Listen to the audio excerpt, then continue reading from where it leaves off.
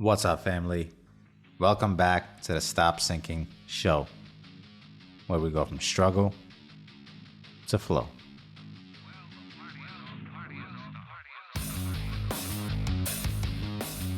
Like most things in life, and most of what I come in here to tow towards a balance that I have recognized that needs striking.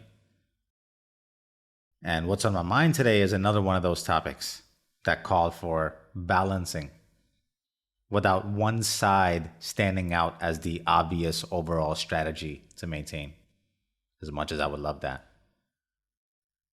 Any one side is almost ineffective without the other side influencing its weight. So the part of me that likes to find definitive, here's the best way to be in this case, has to compromise with yet another delicate part of our human existence that demands the striking of balance between the push and pulls of both sides to maximize effectiveness.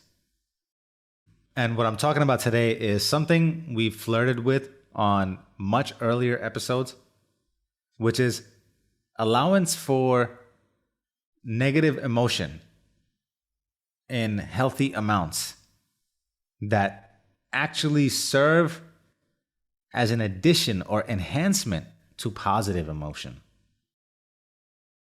And counterintuitively, as much as we attempt to minimize negative emotion, I am wondering if there is a cost to over minimizing that indirectly blunts positive emotion.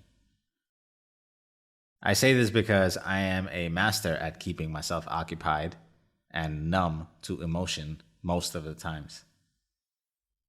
And obviously, I'm not totally convinced this isn't the right strategy, because on a day-to-day basis, I don't exactly see and I don't extract much productivity out of delving into negative emotions or allowing negative thoughts the space to breathe. Usually I have the ability to control my thoughts because I actively redirect them toward something else. Obviously, during times of rumination and undirected moments, the negative thoughts can creep in.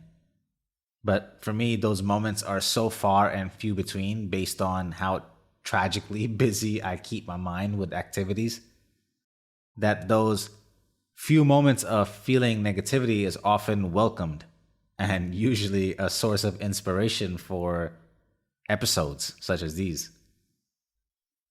In my appreciation of the bounded room for negative emotion that I allow, that shines a light on what is possibly broken, what sticks out to me, what is unresolved, what was missed, what is undefined and giving me general anxiety and begging for clarity, and all other forms of negativity that show up.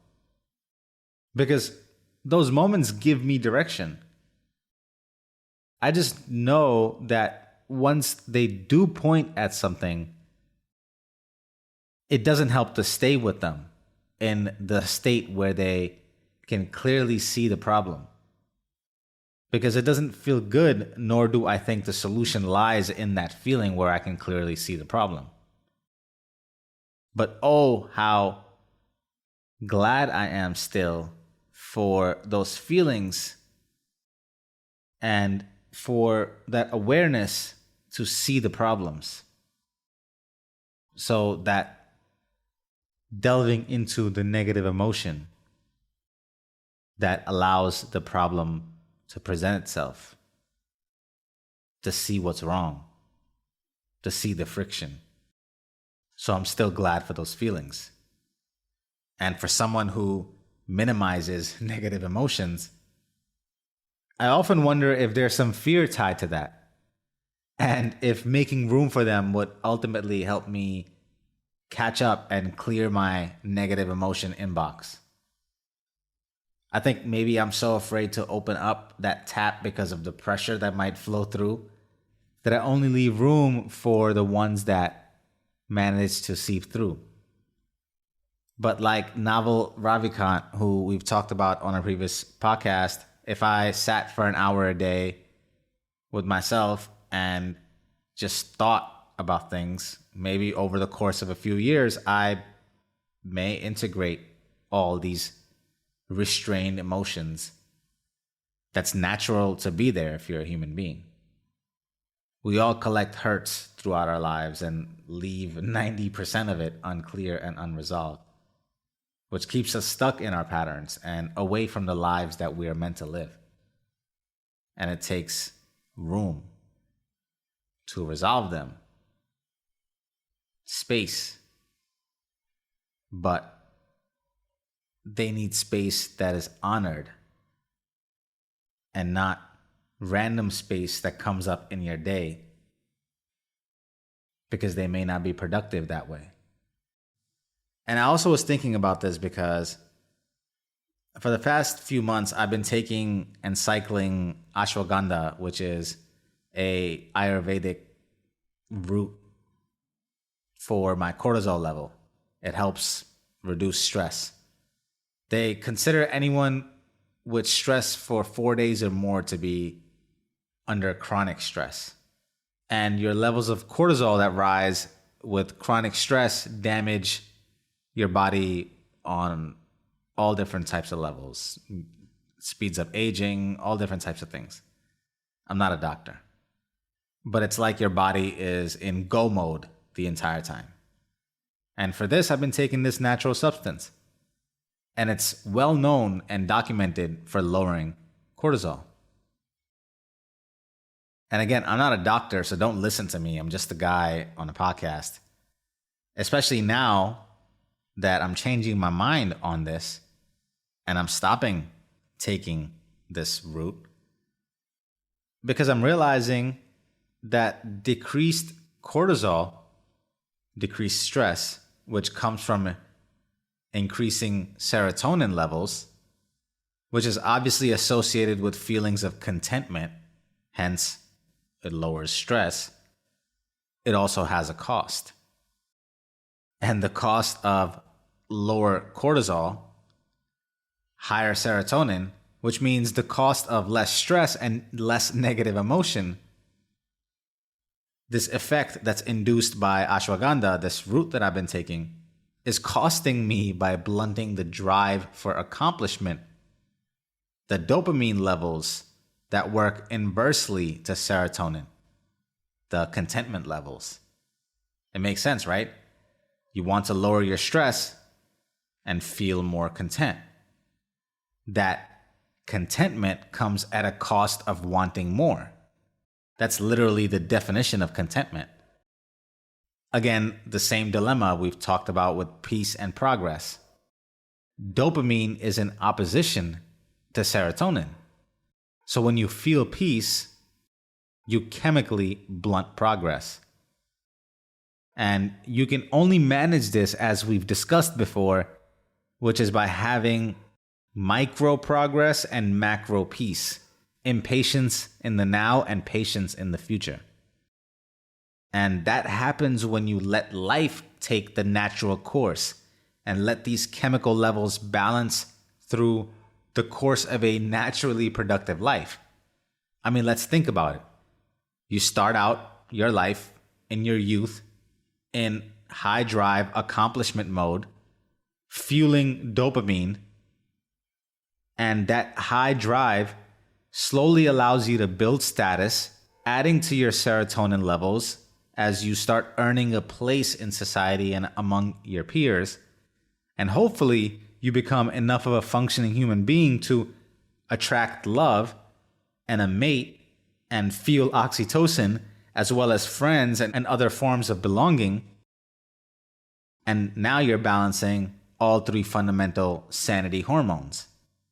A well-lived life balances all. And it doesn't include or exclude anything or even consider it negative or positive. Instead, it just considers it a part of you. And all of this pursuit through your youth, You experience it all, but it's not categorized as negative or positive. It's just a part of becoming of you. And the exclusion of any emotions is the exclusion of crucial data for guidance, crucial things needed to become you. And I'm all for maintaining a positive state of mind as to only attract the deliberate things to me from the state that I work to maintain. So one thing I'm challenging myself to do, like the meditation example that I mentioned before, is explore negative emotions, but at a dedicated time in a way to keep enough distance from them while exploring them so they don't disturb the state of being I'm in. So they don't just pop up in the middle of my day and seep in and seep through. I recognize that remaining completely numb and blind to them, to my negative emotions, is not a strategy, and some desperately seep through regardless. So I realize there is a different strategy that's called for. When this entire episode with my father's health started and was new to my family, in the beginning, it was so much to process that I implemented a strategy I learned with my sister to dedicate 1 hour a day in the evening to process and talk about whatever it is that we were thinking about. Our fears, worries, doubts, just crying. It was important because if not for a dedicated time, bad thoughts and feelings can easily take over the entire day and get in the way of work that needs to get done in living a regular life. And in that way, you also give solace to your mind when inevitable sporadic thoughts that come up during the day, to know that there will be a time later in the day for them to get the attention that they're seeking. So they simmer down. I've been put in this position at other times in my life where the strategy begged to be implemented, or the information coming my way could completely throw off my day and my energy.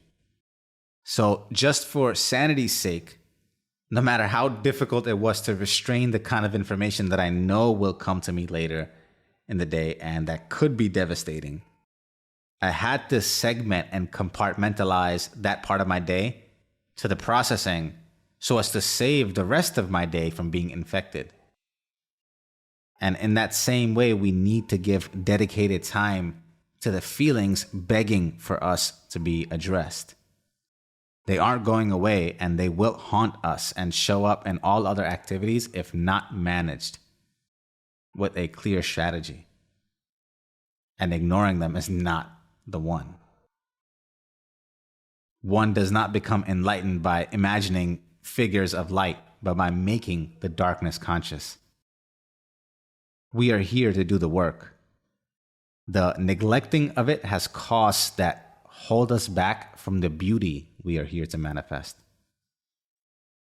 This is the paradox. Through the sludge, into the promised land. Marry the night, birth the day. Such is life, my family. Love you always.